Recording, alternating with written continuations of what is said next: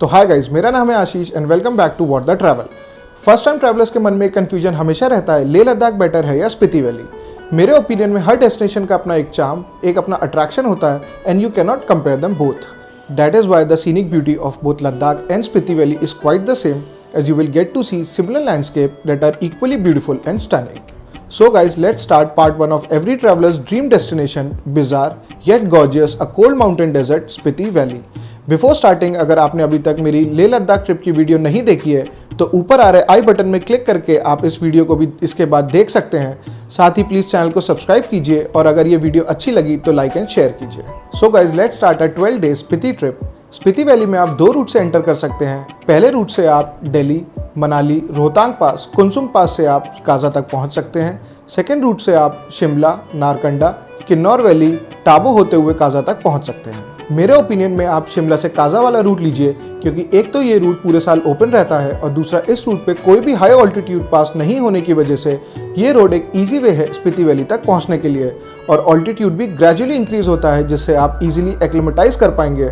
हालांकि ये रूट पहले वाले रूट से थोड़ा सा लंबा है और शिमला से काजा की दूरी लगभग 400 किलोमीटर तक है। वहीं मनाली से काजा वाला रूट छोटा है जिसकी दूरी लगभग 200 किलोमीटर है, लेकिन ये रूट सिर्फ 4 से 5 महीने जून से सितंबर के लिए ही ओपन रहता है और आपको क्रॉस करने होंगे high mountain passes, dirt trails and a non stop series of water crossings.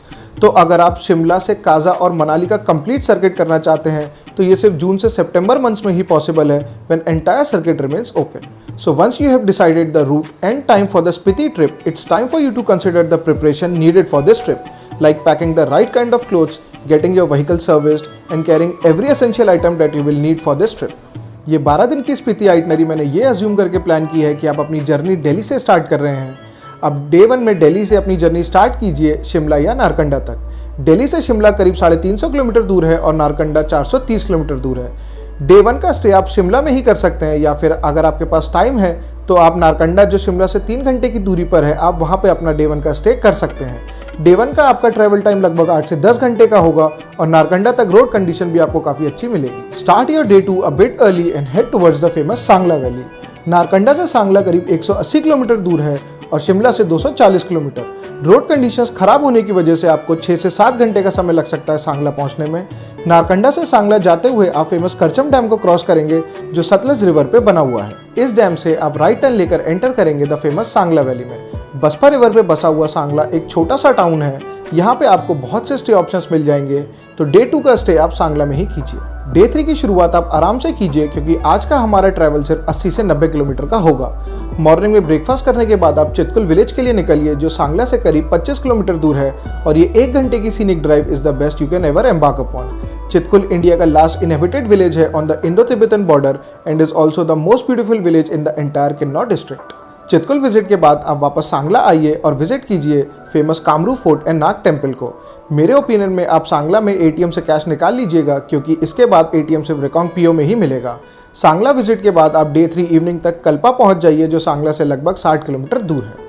Day 4 का हमारा रूट होगा कल्पा, नाको से ग्यू विलेज होते हुए टाबो तक, और आज का हमारा टोटल ट्रैवल डिस्टेंस होगा 185 किलोमीटर। तो आप डे 4 मॉर्निंग में जल्दी उठिए कल्पा का मैजिकल सनराइज देखने के लिए। किन्नर कैलाश पर्वत के साथ सनराइज एक मेस्मराइजिंग सीन होता है। इसके बाद आप ब्रेकफास्ट करके नाको के लिए निकलिए, जो कल्पा से लगभग 100 किलोमीटर दूर है। आप रेकोंग पीओ से ही पेट्रोल फिल करवाना ना भूलें, क्योंकि इसके बाद आपको काजा में ही पेट्रोल पंप मिलेगा, जो यहाँ से लगभग 250 किलोमीटर दूर है। इसके साथ ही आप ज़रूरत के हिसाब से एक्स्ट्रा फ्यूल कैरी करना भी ना भूलें। आज का पहला स्टॉप आप खाप ब्रिज पे लीजिए, जहाँ पे आप सतलज और बसपा रिवर को मिलते हुए देख सकते हैं। इसके बाद नेक्स्ट स्टॉप आप नाको विलेज में लीजिए, जो किन्नौर डिस्ट्रिक्ट का लास्ट विलेज है। यहाँ पे लंच करने के बाद आप famous Nako lake and Nako monastery को भी विजिट कर सकते हैं। नाको विलेज एक्सप्लोर करने के बाद आप अपनी जर्नी कंटिन्यू कीजिए टुवर्ड्स द ग्यू विलेज, जो नाको विलेज से लगभग 40 से 50 किलोमीटर दूर है। टाबो से थोड़ा पहले you will come across a gate on your right side and road heading towards the Gue village. Gate से विलेज करीब 10 किलोमीटर दूर है और ये विलेज फेमस है अपनी ग्यू मोनेस्ट्री के लिए, जहाँ पे आप 500 साल पुरानी बुद्धिस्ट मॉन्ग सांगा तेंजिंग की मम्मी को देख सकते हैं। ग्यू मोनेस्ट्री विजिट करने के बाद आप वापस 10 किलोमीटर का ड्राइव करके हाईवे पे आइए and head towards the Tabo village, जो ग्यू विलेज से लगभग 30 से 35 किलोमीटर दूर है। इवनिंग तक आप टाबो विलेज पहुंचकर स्टे कीजिए। आप चाहें तो टाबो मोनेस्ट्री में भी स्टे कर सकते हैं। Although one important point two remember is that after Kalpa village सिर्फ BSNL का नेटवर्क ही अवेलेबल रहेगा। सो हमारा डे 5 का रूट होगा टाबो टाबो से धनकर मॉनेस्ट्री होते हुए मड विलेज तक जो पिन वैली में है, और आज का टोटल ट्रैवल डिस्टेंस होगा करीब 90 किलोमीटर का। सो डे 5 मॉर्निंग में आप टाबो मॉनेस्ट्री विजिट कीजिए, जो ओल्डेस्ट ऑपरेटिंग बुद्धिस्ट कॉन्क्लेव है इंडिया और हिमालयाज में।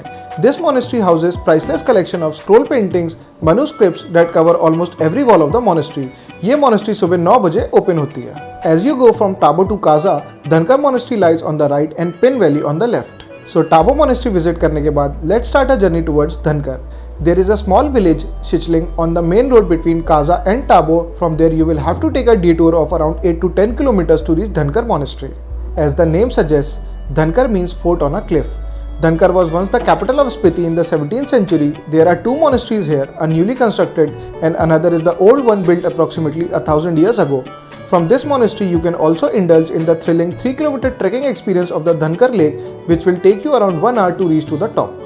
After having lunch at the monastery, let's start a journey for the Pin Valley, which is around 50 kilometers from Dhankar. You will have to come back to Shichling and then take a detour towards the majestic Pin Valley.